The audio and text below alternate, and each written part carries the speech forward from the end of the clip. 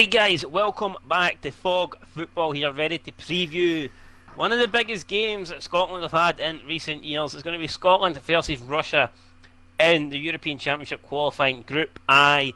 It is at Hampden, 7:45 kick-off, and it is pretty much a must-win game. Make no mistake about that. You can't turn around and go, oh well, a draw might be alright here.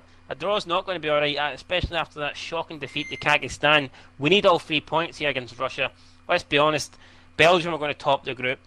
If we're going to beat anybody for second place, it's going to be Russia, and that's why we have to make sure we get all 3 points here in this crucial home fixture. Steve, any thoughts?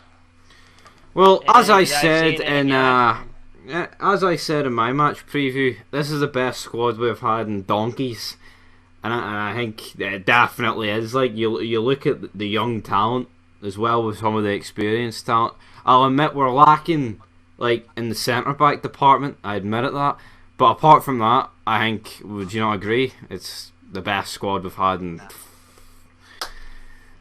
ages. Like, you see, compared to like a couple of years ago, like it was looking bleak. No, I think so. You know, I mean, I think this is the best squad we've probably had since the Walter Smith era. You know. I'm not convinced on it, McBurney, like, but 20 million, maybe that'll come good. Like, I don't see it coming good. That's the only shit thing, like. See, when a £20 million man isn't fucking isn't even starting normally for Scotland, that's when you know Scottish football's on the rise. I hope so. I hope he bloody smashes these communist pigs back to Russia, like, you know, but he's not going to do it. I mean, who else is in it then? Because we've got Russell, Griffiths ain't in the squad. No, I mean, so there's not really many other options up front. Fraser, Forrest. Well, that's per usual. I mean, people are not happy with the Steve Clarke team, but I mean, the guy can only pick 23 players, man. It is what it is. What did you make of his squad? Players that he picked? You think he got it right? I don't think he could have picked much better. I mean, Tierney's injured. And apart from that, who else? I mean, Griffiths, he doesn't want to pick him because he's not right in the head yet. You know what I mean? Probably a free bet on a Monday, like. Well, let's go through the team here. Goalkeeper wise, there's Craig McGillivray, David Marshall, John McLaughlin. Who would you start and why? Marshall, because he's the most experienced. I've never heard of the first guy. I know the other guy plays for Sunderland and he's good, but I would just go with Marshall because he's experienced. He knows how to handle it, so I would go with Marshall. See, John McLaughlin, he was always solid at Hearts, but I always thought he was English. So, I mean, even though the name does, it does sound Scottish, but I always thought he was English. So I don't know if he's decided he wants to play for Scotland, you know, under the grandparent rule or something like that. But I always thought McLaughlin was English. I personally wouldn't mind McLaughlin getting a chance, but I just think this is a must-win game, and I'd go for Marshall just because, like you said, he's got the experience. Yes.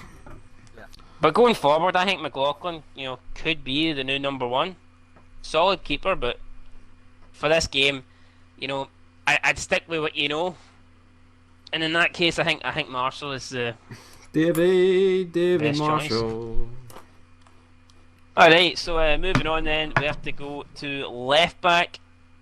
Andy. Stick in here. Andy Robertson. Obviously, it's going to be Andy Robertson. Not many options actually due to a few injuries as well, so really the only fullbacks included in the squad are so you got Andy Robertson, Stephen O'Donnell, the new Celtic signing Greg Taylor. I think Andy Robertson. I mean, we don't have to discuss this. Doesn't matter if Kieran Tierney was in the squad or not. It would be Andy Robertson, so he's going to be going in at left back. Centre back positions again. Our centre back positions aren't great at the best of times, but we do have injuries as well. Suter not in the squad, McKenna not in the squad, Berra not in the squad. All these guys currently out via injury, so I mean that's fucking massive there. The 4 players we do have at centre back though are David Bates, Liam Cooper, Mikey Devlin, and Charlie Mulgrew. And with that said, Steve, what would your centre back partnership be? I thought Hanley was in. No, that's bloody great. Nope. Thank Christ for that. I would go with. Right, so who's there? Bates, Mulgrew, Cooper, Devlin, Cooper. I would go. I'd definitely stick Cooper in. I would go Cooper, Devlin, because Mulgrew's. See him and like Hanley. It just seems like when those two are like anywhere connected to the team, it's a fuck up. So, and Bates, he's playing in like the 4th Bundesliga division. So no, that's what I'd go with. Like, Liam Cooper too. Guy's been he's been good at Leeds, playing at a decent level. I'd go with Liam Cooper. David Bates, I haven't seen enough of him. Yeah, he got that move to the German side, but I don't see how you can possibly include David Bates. I don't think Steve Clarke's been doing any trips to Naziland to watch David Bates. So I think David Bates is out of the question. I mean, I think if you're going to go abroad, you need to go to top divisions. You know what I mean? If you're gonna go to abroad, the lower leagues, it's going to be hard to get noticed. So really, it boils down to Devlin and Mulgrew. I'm not the biggest fan of Devlin, but again, like you said, Mulgrew is error prone, so I'd probably go same two, Cooper and Devlin. But I mean, the choices aren't great. We're lacking big time. Certainly Nate not. McKenna, Nate Suter. I mean, just Nate Berra. It's bad looking at these choices, man. It's not fucking good anyway. It's times like this you wish Van Dijk was Scottish. Has he got a Scottish grandparent or something? As long as they get the job get done, him in, but I don't care. Like, what's the right back options? Liam Palmer even? Nope, but like I said, there's only 3 fullbacks in the squad. Andy Robertson, Stephen O'Donnell and Greg Taylor. So it's Stephen O'Donnell, like, yeah, the natural right back. I think the wingers. I like O'Donnell. I don't think he gets enough credit. He'll get the job done. Wingers. We've got James Forrest, Ryan Fraser, Matt Phillips, Robert Snodgrass, and potentially Johnny Russell, depending on where you want to play him. So out of those 5, Fraser is it fair to say it's Ryan Fraser and James Forrest? I mean, yes. Can you pick anyone else? No. Well, I mean, you could, but it'd be the wrong pick, so... if Kieran Tierney at the moment is going for 25 mil, is James Forrest not up there, considering that attacking players have always went more than defending players? Defensive players, sorry. I'd say so, but who would get him? Like an Everton or something? Don't know. Wolves? Surprised no teams take a punt on him, but anyway, midfield, probably that's more stacked, isn't it? I mean, I think we've got a lot of good midfielders.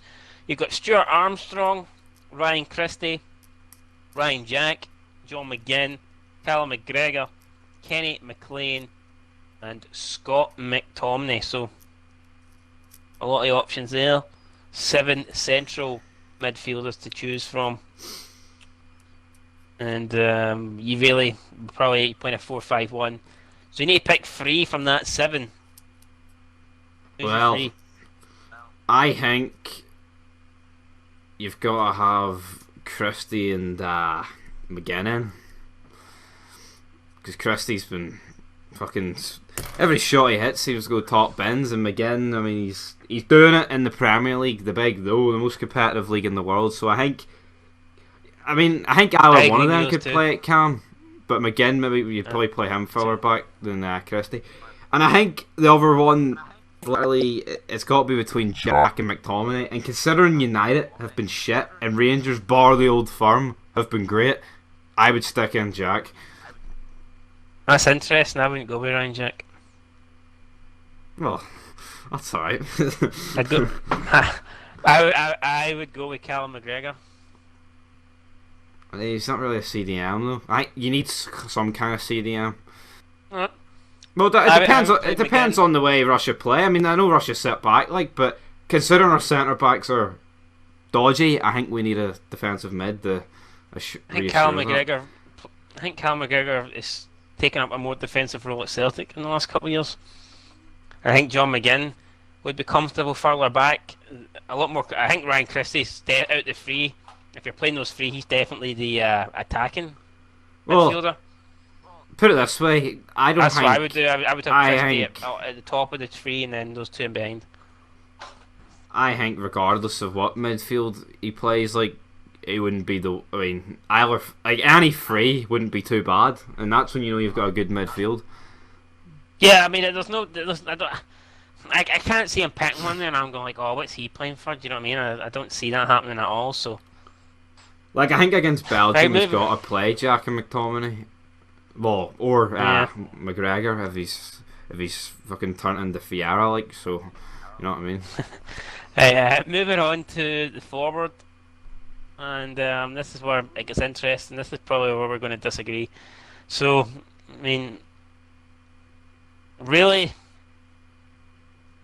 I'm looking at these four, and you could argue that none of these guys are natural forwards.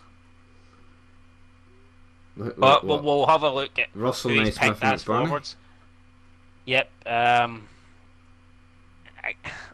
think that's the only three you can possibly say. But even then, I'm not sure any of them are natural forwards. And this is gonna out of the three, I would go with Stephen Naismith. I know a lot of people are going to say you're just saying that because you're a Hearts fan. I'm not. I think Stephen Naismith over the past year and a half, when fit, has been fucking great. I think he was great back in his, prime. I mean, the guy played at Everton for 4 or 5 years. He had a good goal scoring record in the Premier League. I think out of the three, who's going to get a job done, it's Naismith. Now, if McBurney wasn't transferred for 20 million, I don't think people would be saying play McBurney. No. What's he done? What did he do at Swansea? What did he actually do at Swansea? Like the warrant of 20 million? The market's fucked. I mean, it doesn't mean shit. I mean, if Iwobi can go for 40 million, I could go for 50. So it's irrelevant. And Russell, to me, he's more of a winger. Yeah, I mean, the only other way you could do it, like if you play like Snodgrass on the right or Forrest up front, if you really wanted to try something different, but you couldn't. And Snodgrass's pace is gone. Exactly. So, I mean, yeah, well, what you could do is you could, if you wanted wingers, you could play Forrest and Fraser.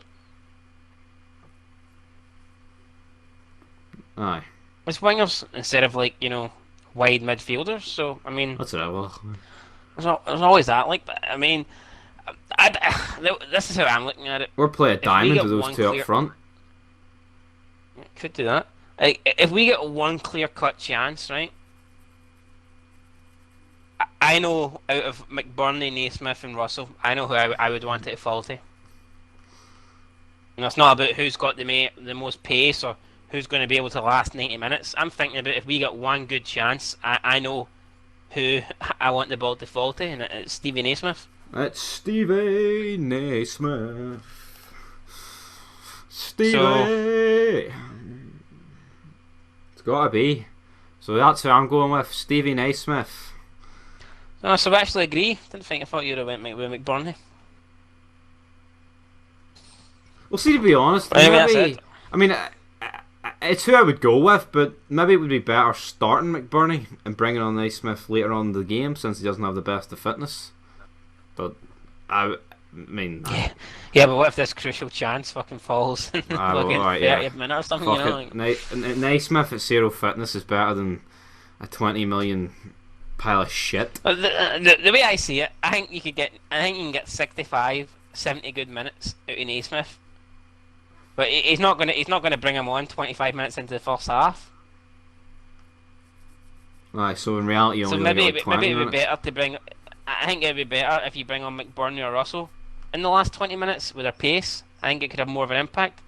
Whereas I just think Stevie Naismith is the better player, so I'd rather have him start. See where our wingers and like Robertson, he might play McBurney because of Robertson's crosses, so that's also another L factor. Yeah, McBurney does have the height on Stevie Naismith, but again, I mean, you could turn it around and say Stevie Naismith is the better, striker mentality. He's going to get in better positions, better movement.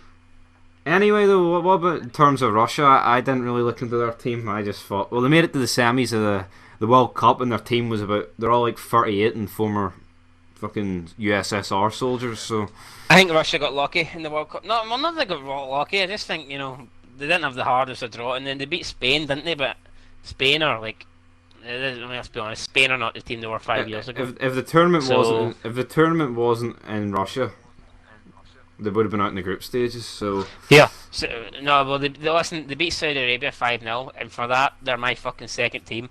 So I'd love Russia to get the win here, but not against Scotland. I'm going to be brave. I'm going to say Scotland win this by 2-1. I was going to say 2-1, but I'm going to say... We'll just say it then. 2-0. We can both be right. Oh well, even braver than me. But that 5-0 win against Saudi Arabia, that was fucking fantastic. That was almost as good as Scotland winning the World Cup. America. New York City. All those shitty teams got knocked out early, man. It was fucking fantastic. Wasn't it? It bloody was. Egypt, see you later. Fucking brilliant. Get it right when you I saw. can't wait for the next World Cup. Same shit to happen. But anyway, guys, that's it. I'm going 2-1. Steve's going 2-0. I don't care what the scoreline is, as long as we get the win. It's all about the 3 points. And, trying to get one step closer to qualifying. So that's it, guys. Let us know what you think down below. What's your thoughts? What do you think the scoreline will be? And we will be back tomorrow night to review this game. And I cannot wait, man. Should be good. And this is Steve Clark's first real test, in my opinion. Yeah. Well, because against Belgium away, so no one it's hard. I mean, you never expect. You never really expect him to do it, and it just took over. Do you know what I mean? And then he got the win against... Who was it we won? Cyprus. Who did we beat? No, I mean, we got the win against Cyprus again. It wasn't a great performance, but it just took over. And then away to Belgium, it was always going to be tough. But he's been in charge now for a while. This will be his... I think he's had friendlies, hasn't he? So this is his third camp with the squad. I think so. So, I think this is when we should start judging him from now. I'm not really going to count the Cyprus game. I'm not going to count the Belgian game. But going forward, I think this is when we can have a fair assessment of how he is doing as a Scotland manager, and hopefully he does a good job. I think he will do a good job. And that's it, man. Job done. Peace out for me. Peace out for me. Let's get the win. Come on.